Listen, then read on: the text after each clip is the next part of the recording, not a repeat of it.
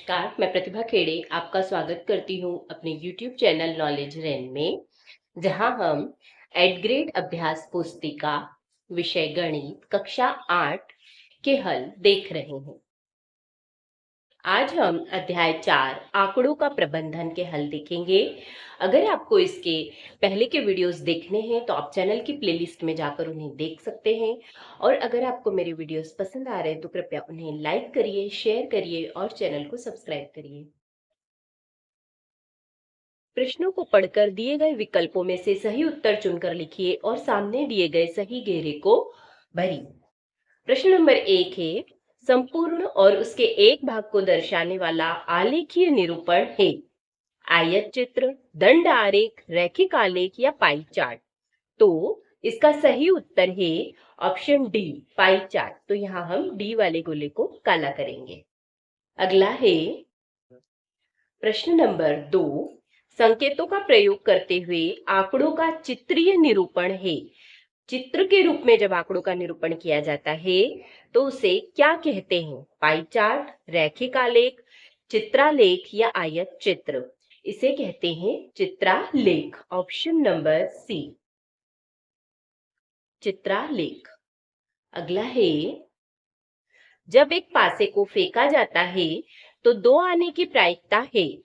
पासे को फेंकने पर पासे में कितने पटल होते हैं? 6। 1, 2, 3, 4, 5 और 6 अंक आ सकते हैं। तो कुल संभावनाएं 6 है। और 2 आने, 2 कितनी बार आता है पासे में? एक ही बार आता है। तो इसका सही उत्तर होगा 1/6। नीचे जो होता है कुल नंबर होते हैं और ऊपर 2 आने की संभावना, तो 2 एक ही बार है, इसलिए 1/6। इसका सही उत्तर होगा 1/6। ए को हम यहाँ पर काला करें। अगला प्रश्न नंबर 4 है, जब एक सिक्के को उछाला जाता है तो चित्त प्राप्त करने की प्रायिकता क्या है? हमें पता है कि सिक्के में 2 भाग होते हैं, एक तो चित पट है ना, एक तरफ चित होता है, एक तरफ पट होता है। तो 2 भाग है कुल और चित एक बार, तो प्रायिकता क्या हो जाएगी? 1/2। तो इसका सही उत्तर होगा ऑप्शन बी, 1/2। अगला प्रश्न है प्रश्न नंबर 5, राहुल, वरुण और अनिल एक रंगीन पहिए को घुमाने का खेल खेल रहे हैं।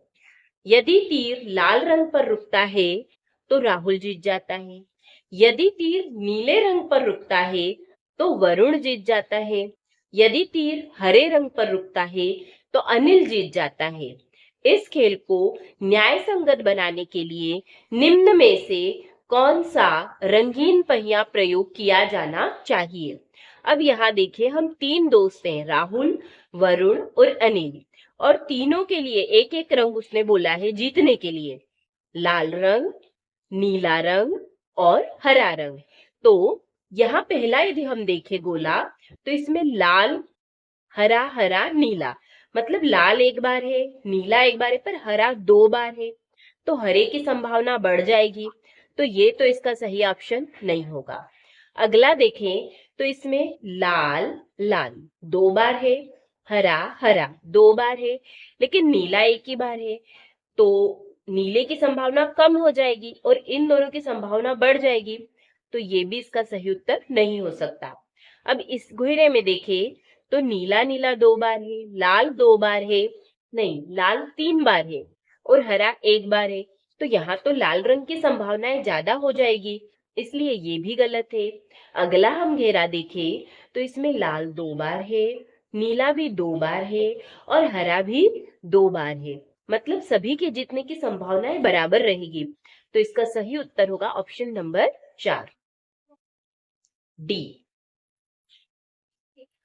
नीचे दिए गए प्रश्नों को हल कीजिए। प्रश्न नंबर 6, एक थैले में 5 लाल गेंदे और 3 पीली गेंदे हैं। थैले के अंदर बिना देखे लाल गेंद प्राप्त करने की प्रायिकता ज्ञात कीजिए। कुल कितनी गेंदें हैं थैले के अंदर? 5 लाल हैं और 3 पीली हैं, मतलब थैले में कुल कितनी गेंदें हैं? 5 और 3 8 गेंदें हैं। अब वो बोल रहा है थैले के अंदर बिना देखे लाल गेंद प्राप्त करने की प्रायिकता। तो लाल कुल कितनी गेंदें हैं? 5 गेंदें हैं। तो 5 ऊपर आ जाएगा और 5 और 3 को जोड़ने पे 8 आ रहा है, वो नीचे आ जाएगा। 5/8 इसकी प्रायिकता हो जाएगी। अगला है प्रश्न नंबर 7। जब एक पासे को फेंका जाता है तो निम्नलिखित प्रत्येक घटना की प्रायिकता ज्ञात कीजिए। हमें पता है पासे में कितने नंबर होते हैं? 6 नंबर होते हैं। 1, 2, 3, 4, 5 और 6।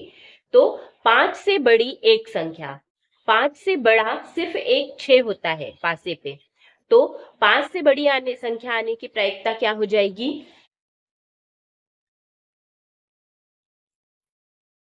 1/6। कुल 6 और 5 से बड़ी संख्या एक ही होती है, इसलिए 1/6। फिर बोल रहा है 5 से बड़ी संख्या नहीं की प्रायिकता। तो 5 से बड़ी नहीं मतलब 5 से छोटी। तो 5 से छोटी कितनी संख्या होगी? या 5 से छोटी या 5 के बराबर, वही बड़ी नहीं होगी।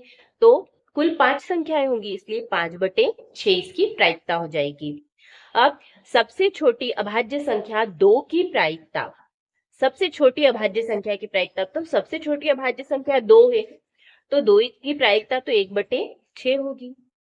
सम संख्या की प्रायिकता, तो सम संख्याएं कितनी है पासे पे? 2, 2, 4, 6, 3 सम संख्याएं हैं, तो 3/6 होगी इसकी प्रायिकता।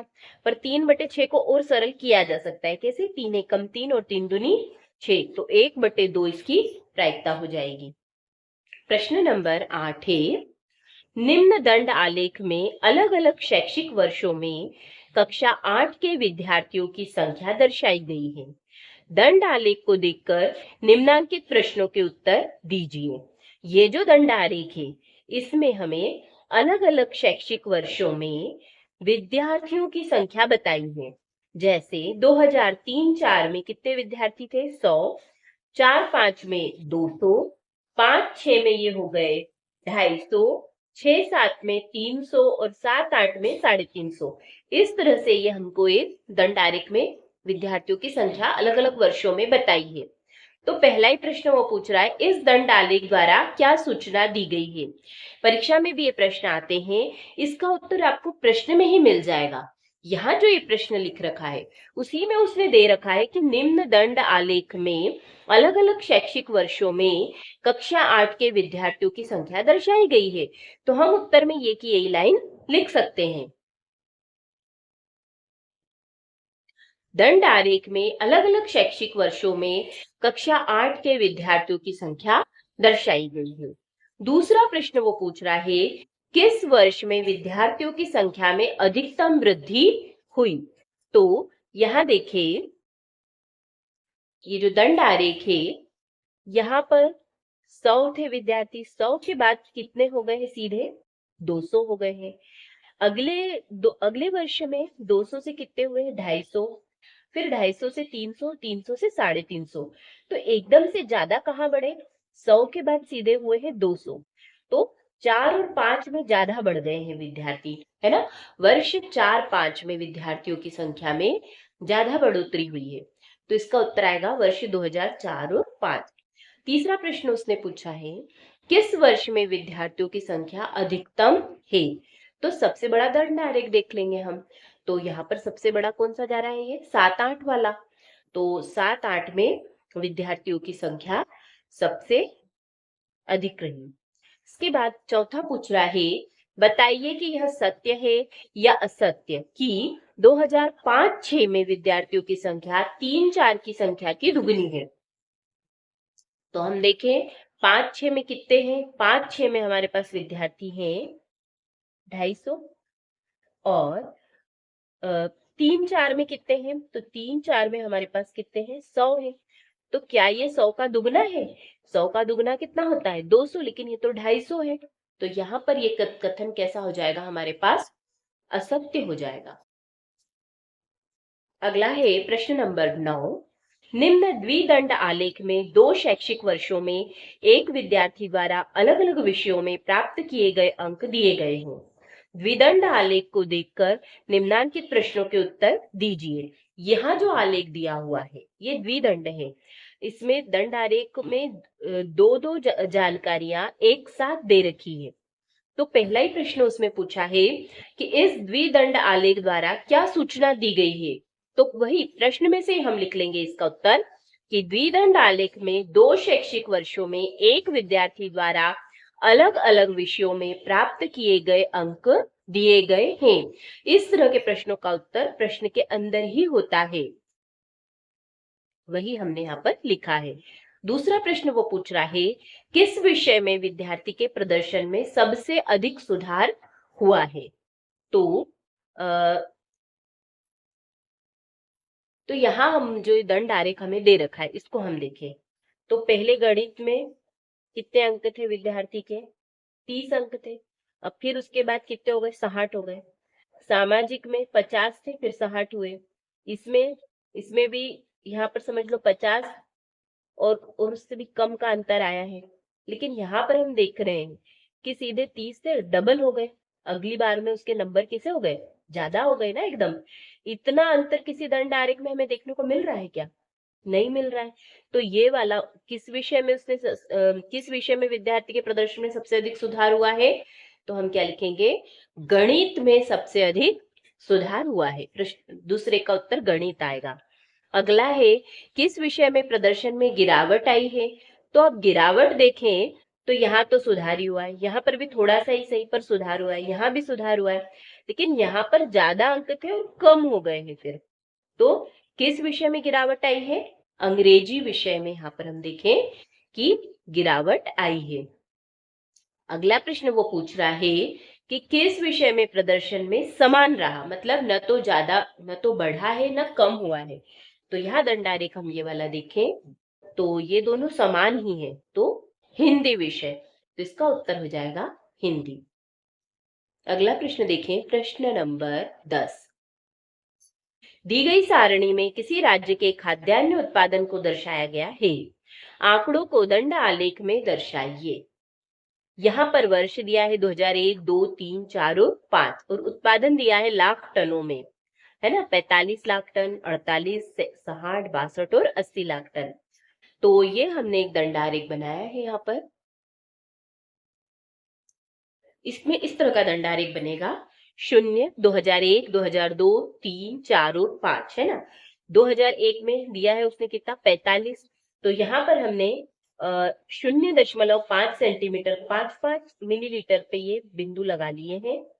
जगह कम है इसलिए थोड़ा छोटा बना है यहाँ पर। इसकी इकाई मान ली 10 लाख टन, तो 10, 20, 30, 40, 50, 60, 70 और 80 तक ले लेंगे क्योंकि यहाँ पर 80 है आखिरी।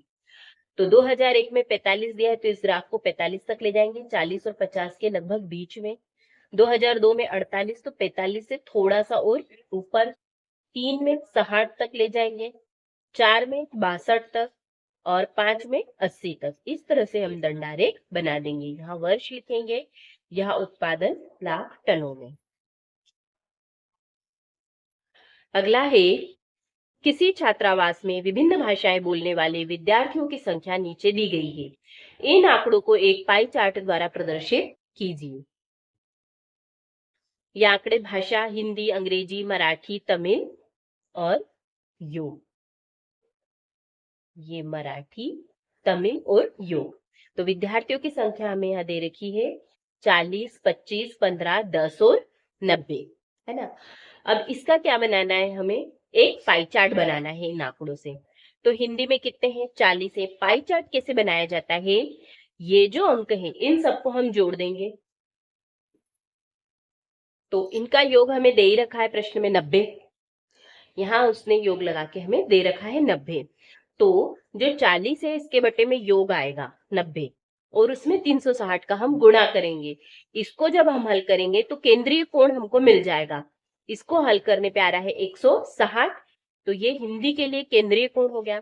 अंग्रेजी, तो अंग्रेजी 25 दे रखा है तो 25 के बटे में कुल डालेंगे, कुल मतलब 90 और गुणा का होगा 360 का। इसको हल करेंगे तो 100 आएगा। मराठी में 15 दिया है, 15 बटे 90 गुणित 360 तो हमारे पास आएगा 60। तमिल में 10, तो 10 बटे 90 गुणित 360 बराबर 40। अब इनको इस केंद्रीय कोणों के मापों को एक वृत्त में हम दर्शा देंगे। हिंदी में 160 है तो ये लगभग 160 का कोण बनाया। फिर अंग्रेजी में 100 है, मराठी में 60 और तमिल में 40। इस तरह से ये हम क्या बना देंगे? एक पाई चार्ट। अगला प्रश्न है प्रश्न नंबर 12। 672 विद्यार्थियों के स्कूल आने जाने के विभिन्न साधनों को पाई चार्ट में दर्शाया गया है। चार्ट देखिए और निम्नलिखित प्रश्नों के उत्तर दें। ये पाई चार्ट में दर्शाया है 80 पैदल है, 90 साइकिल, कार 70 और बस 120। तो वो पूछ रहा है, ये तो डिग्री में दिया हुआ है हमें, वो पूछ रहा है कि कितने विद्यार्थी साइकिल से स्कूल जाते हैं। अब साइकिल के लिए 90 डिग्री है, इससे हमको क्या निकालना पड़ेगी, संख्या। तो साइकिल से जाने वाले विद्यार्थी कैसे निकलेगा, 90 के बटे में हम करेंगे 360। 360 मतलब कुल 90 और 70 को जोड़े कितना आएगा 160। 160 में हम 120 को जोड़े तो आ जाएगा 280, और 280 में जब 80 को जोड़ेंगे तो आएगा 360। तो इन सबका योग 360 है।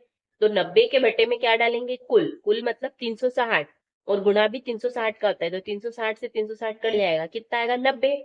मतलब साइकिल से जाने वाले विद्यार्थी कितने हैं, 90 हैं। ऐसे ही बस से जाने वाले विद्यार्थी तो वही 120 के बटे में 360, और 360 ही गुणा में आएगा। तो कुल कितने विद्यार्थी बस से जाते हैं, 120। प्रश्न नंबर 13। दिए गए पाई चार्ट में सिंचाई के विभिन्न तरीकों को दर्शाया गया है। पाई चार्ट पढ़ें और निम्नलिखित प्रश्नों के उत्तर दीजिए। ये पाई चार्ट हमें दर्शाया है 25% ट्यूबवेल है, 46% नहर है, 17% टैंक और 12% अन्य तरीके। तो कितने प्रतिशत भूमि नहरों द्वारा सींची जाती है, तो यहाँ दे रखा है 46%। 17% भूमि किस माध्यम से सींची जाती है, तो 17% टैंक के माध्यम से सींची जाती है। और ट्यूबवेल से सींची जाने वाली भूमि का प्रतिशत कितना है, तो ट्यूबवेल से कितनी सींची जा रही है, 25%। यहाँ पर ये हमने उत्तर लिख रखे हैं इनके। अगला है प्रश्न नंबर 14।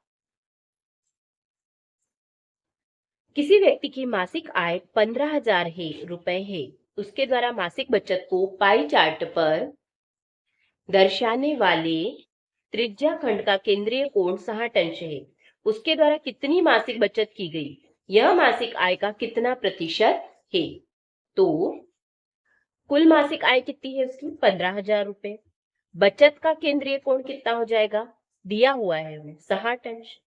तो मासिक बचत क्या होगी, 60 बटे 360 गुणित 15,000। इसको जब हम हल करेंगे तो कितना आ जाएगी, 2500 रुपए। ये इसकी मासिक बचत हो गई। अब वो क्या बोल रहा है, उसकी द्वारा कितनी मासिक बचत की गई और यह मासिक आय का कितने प्रतिशत है।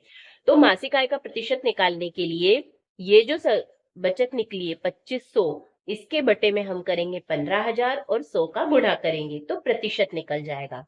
इसको हल करने पे आएगा 16.6%। अगला है प्रश्न नंबर 15। आप अपनी एक दिवस की दिनचर्या में व्यतीत समय जैसे स्कूल, सोने, खेलने आदि के लिए नीचे दी गई सारणी भरिए। इन आंकड़ों को एक पाई चार्ट द्वारा प्रदर्शित कीजिए। तो गतिविधि, गतिविधि में व्यतीत समय, भिन्न रूप और 360 की भिन्न, इस तरह की हमको एक सारणी दे रखी है। तो स्कूल 6 घंटे लगी, तो 6 बटे 24 हो जाएगा। एक दिन में कितने घंटे होते हैं, 24 घंटे। तो 6 बटे 24 और ये 1/4 भिन्न रूप में बदलेंगे तो 1/4 आ जाएगा। अब 1/4 में 360 का गुणा कर देंगे तो कोण कितने का बन जाएगा, 90 अंश का। खेल में हमने 2 घंटे व्यतीत किए तो 2/24, इसको हल किया तो 1/12। 1/12 में 360 से गुणा करेंगे तो अंश में केंद्रीय कोण 30 अंश निकल जाएगा। फिर घर की पढ़ाई 8 घंटे, तो 8/24 1/3 आ जाएगा। इसको हल करेंगे तो 1/3 में 360 का गुणा करेंगे तो केंद्रीय कोण 120 निकल जाएगा। सोने का समय 4 घंटे, 4/24 किया तो ये आ गया 1/6। 1/6 में 360 से गुणा किया तो 60। अन्य है 4 घंटे, तो 4/24 1/6 आएगा। इसको हल करेंगे तो 1/6 में 360 का गुणा किया तो 60 अंश, ये केंद्रीय कोण आ गया। अब इन आंकड़ों को हमें एक पाई चार्ट में दर्शाना है। तो ये पाई चार्ट कुछ इस तरह से बनेगा। 90 अंश ये स्कूल का समय है, 120 अंश ये घर की पढ़ाई,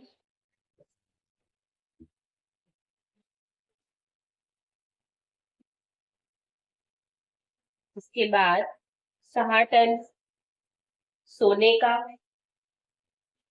6 टन अन्य और 30 अंश है खेल का। इस तरह से इसका ये एक पाई चार्ट बनेगा। क्योंकि किताब में जगह कम थी इसलिए इसको यहाँ पर बना के बताया गया है। यहाँ पर ये आंकड़े हैं सारे, इसी को यहाँ इस पाई चार्ट में दर्शाए। धन्यवाद। आज के लिए इतना ही। अगले वीडियो में हम अध्याय 5 वर्ग और वर्गमूल के हल देखेंगे। अगर आपको मेरी वीडियोस पसंद आ रही तो कृपया इन्हें लाइक करिए, शेयर करिए और चैनल को सब्सक्राइब करिए।